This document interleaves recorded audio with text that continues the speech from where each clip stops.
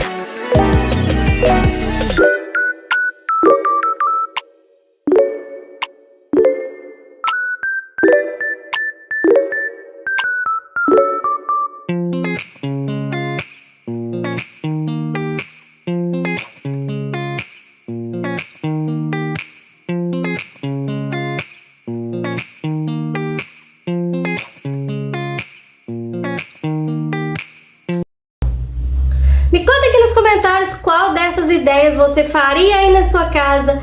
E não se esqueça de deixar o seu like, de se inscrever aqui no canal e compartilhar para mais pessoas, para o YouTube entender que você gosta do meu conteúdo e eu poder trazer mais ideias criativas aqui para vocês. Um beijo e até o próximo vídeo.